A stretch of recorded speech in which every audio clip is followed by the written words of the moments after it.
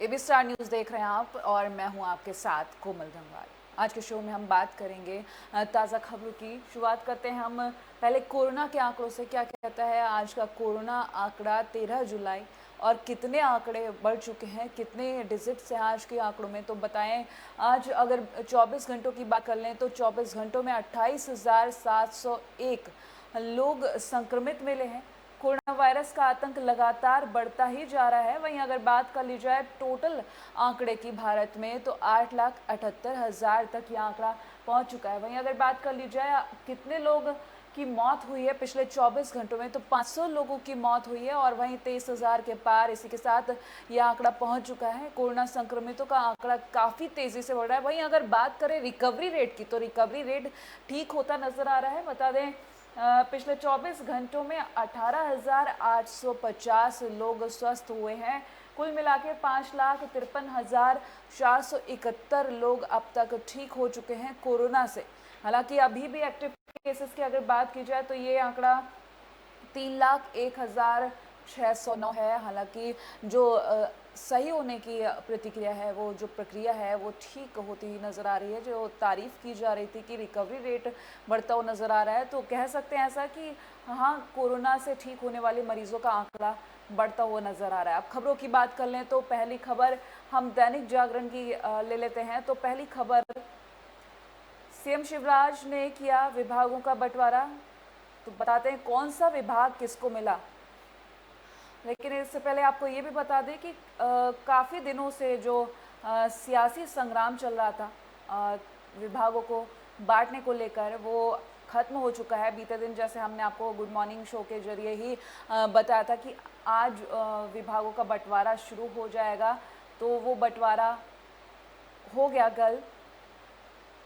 क्योंकि जिस तरीके से अगर हम शुरुआत से ही बात करें तो मंत्रिमंडल के विस्तार की बात की जा रही थी और कई सियासी तंज भी कसे गए थे मध्य प्रदेश के सीएम शिवराज सिंह चौहान पर। लेकिन अब देखने वाली बात है कि आगे किस तरीके से इस पर काम किया जाएगा, क्योंकि अब विभागों का बंटवारा तो हो चुका है, लेकिन आने वाले समय में क्या और होने वाला है तो वो आपको बता दें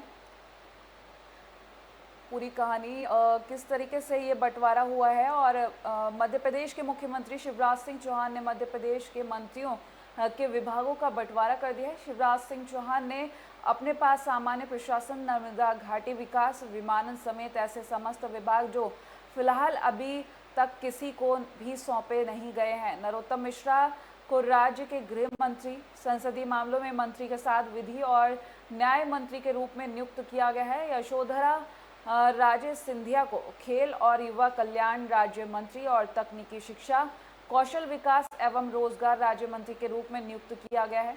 जबकि गोपाल भार्गव को लोक निर्माण, कुटीर और ग्राम उद्योग विभाग सौंपा गया है। तो इस तरीके से ये विभागों का आवंटन हुआ है और भी कई विभाग हैं जिनका आवंटन किया गया है। तो खुद शिवराज सिंह चौहान ने अपने पास जो विभाग रखा है वो सामान्य प्रशासन, जनसंपर्क, नर्मदा घाटी विकास, विमानन और ऐसे समस्त विभाग जो किसी अन्य मंत्री को अभी तक नहीं सौंपे गए, वो सारे ही विभाग सीएम शिवराज सिंह चौहान के पास हैं। बात कर लेते हैं अन्य खबरों की। तो अगली खबर की बात कर रहे हैं तो कोरोना के बढ़ते मामलों के बीच देश के कई शहरों में लग सकता है लॉकडाउन।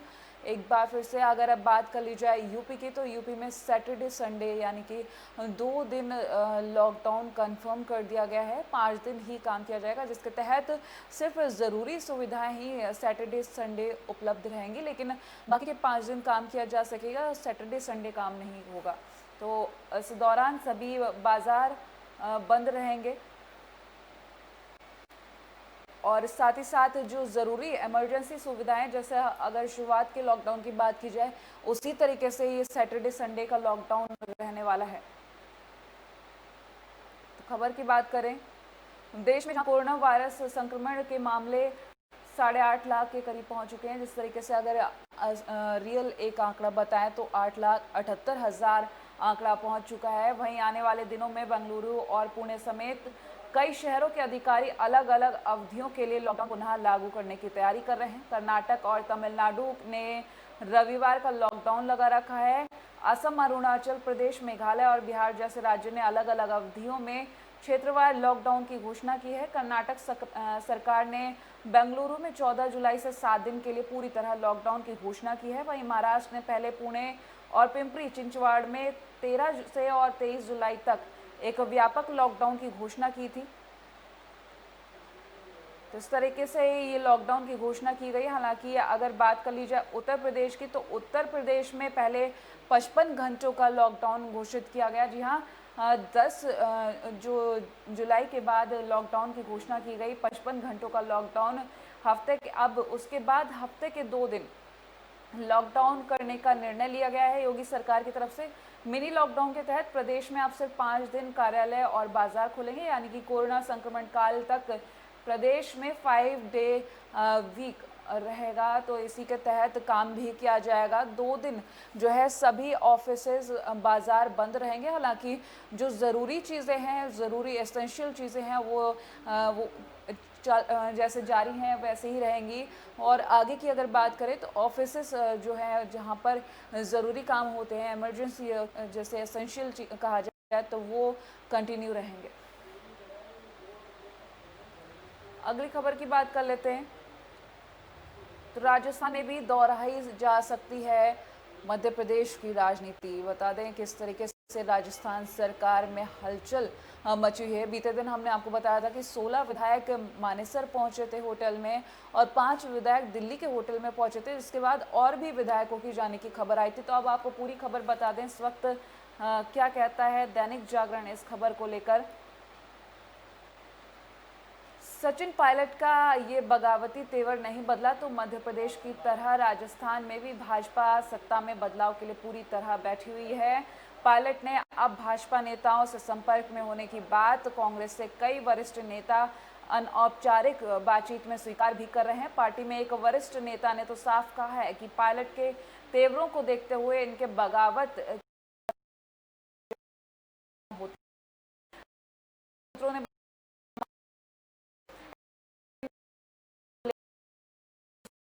इसीलिए भरोसे नेताओं को बतौर पर्यवेक्षक जयपुर भेजने का फैसला किया है। जिस तरीके से हम आपको बता रहे थे कि 16 विधायक, तो 16 विधायक जो पहुंचे थे मानेसर, उसके अलावा 5 विधायक दिल्ली पहुंचे थे होटल में। इसके बाद राजस्थान सरकार की चिंताएं बढ़ गई थी। हालांकि कई दिनों से ऐसे कयास लगाए जा रहे हैं कि भाजपा जो है राजस्थान सरकार के जो है विधायक खरीद फरोख्त करने की कोशिश कर रही है, जिसमें 2 नेताओं को गिरफ्तार भी किया गया था। हालांकि अब आपको बता दें कि सचिन पायलट जो एक बड़ा नाम है, वो उम्मीद की जा रही है, ऐसे कयास लगाए जा रहे हैं कि हो सकता है आने वाले वक्त में राजस्थान में भी वही हो जो मध्य प्रदेश में हुआ था। हो सकता है आने वाले वक्त में सचिन पायलट भाजपा में सम्मिलित हो जाएं। ऐसा अभी कुछ कंफर्म नहीं कहा गया है, लेकिन सूत्रों के अनुसार यही कहा जा रहा है कि ऐसे कयास लगाए जा रहे हैं सचिन पायलट कांग्रेस छोड़ सकते हैं। अगली खबर की अगर बात कर लेते हैं तो एक खबर,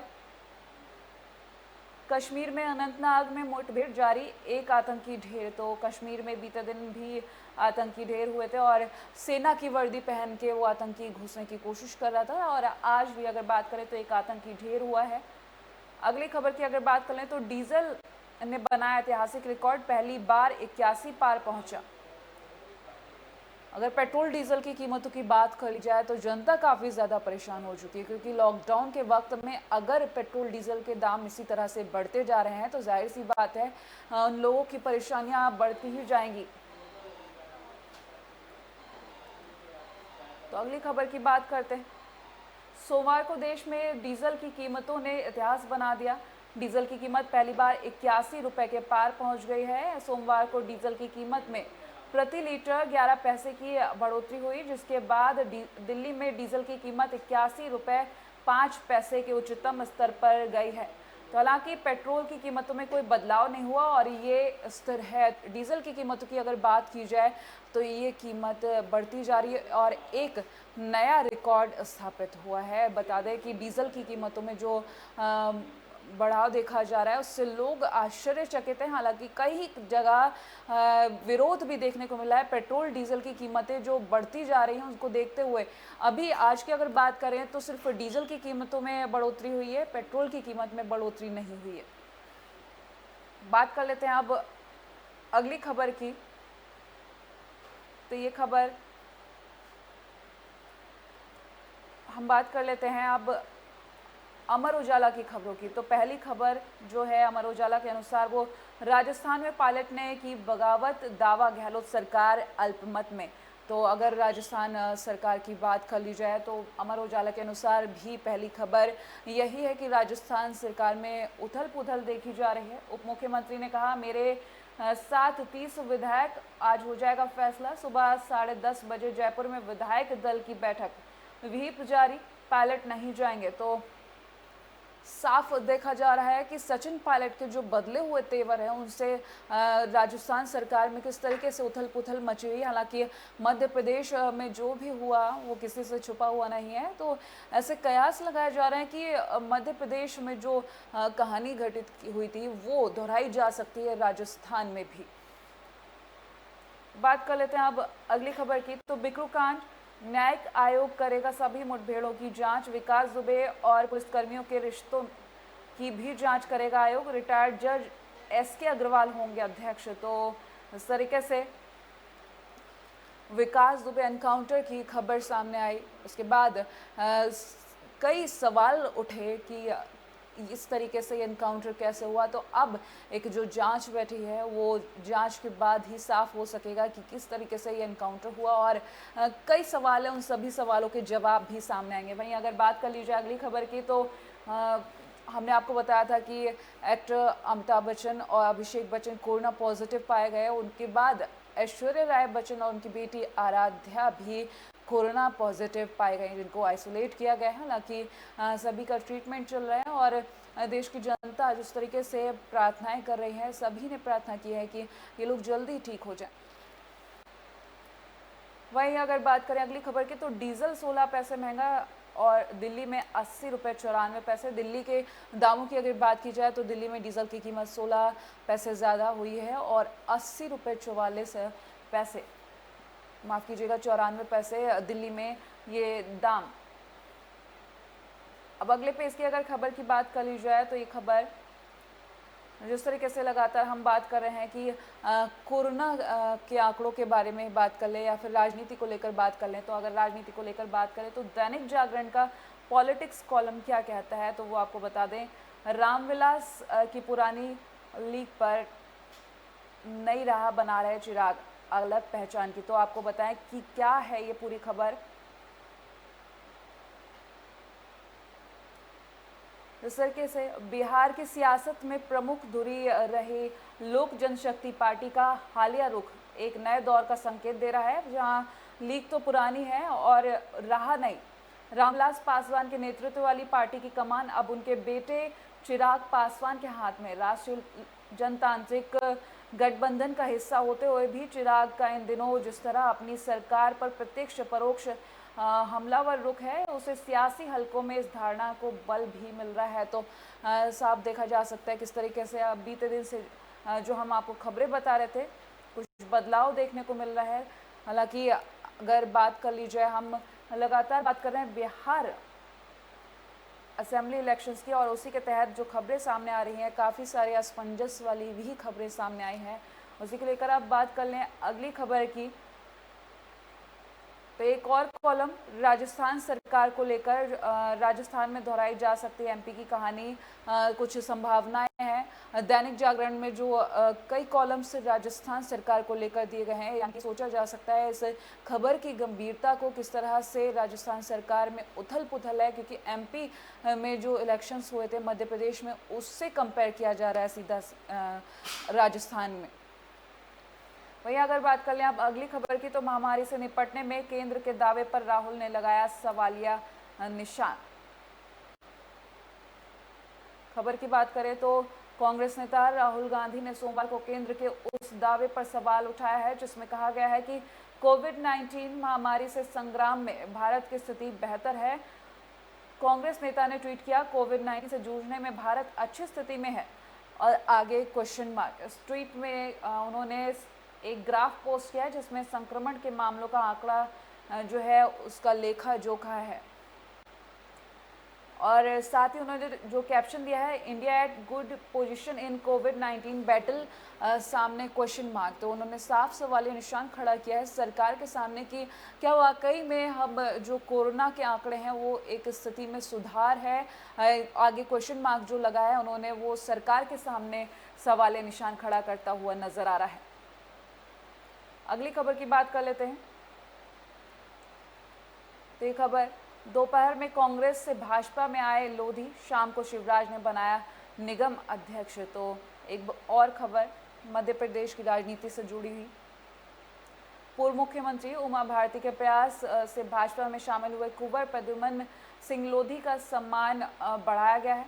लोधी को उमा भारती का पुराना समर्थक माना जाता है। उन्हें भाजपा में शामिल होने के 4 घंटे बाद नियुक्ति देकर शिवराज सिंह चौहान ने उमा भारती की चली आ रही नाराजगी को कम करने की कोशिश की है। लोधी के इस्तीफे से छतरपुर जिले के मलहरा विधानसभा सीट को जो खाली हो गई थी, वो आने वाले दिनों में उपचुनाव में इसी सीट पर भाजपा के उम्मीदवार होंगे और उनकी वजह से राज्य की 25 विधानसभा सीटों जो कि उपचुनाव के समीकरण में बनेंगे और उनके लोधी वोटों के इनमें महत्वपूर्ण भूमिका निभाएंगे। तो इस तरीके से जो मध्य प्रदेश की राजनीति की बात कर लें, राजस्थान की बात कर लें या फिर हम बिहार की बात कर लें, हर जगह एक अलग ही उथल पुथल देखने को मिल रही है। लेकिन इसके साथ ही हम बात कर रहे थे कोरोना के आंकड़ों की, क्योंकि कोरोना का असर राजनीति पर भी पड़ता हुआ नज़र आ रहा है, क्योंकि कई नेता चपेट में आ चुके हैं। कोरोना की अगर बात कर ली जाए तो काफ़ी लोग सतर्क रह रहे हैं, लेकिन जो लोग सतर्क नहीं रह रहे हैं उनसे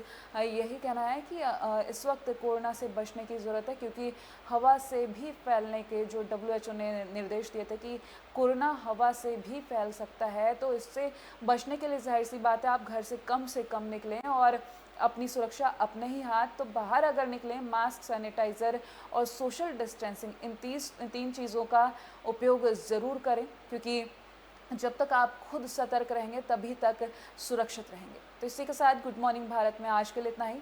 देश और दुनिया की तमाम बड़ी खबरों के लिए देखते रहिए AB स्टार न्यूज़।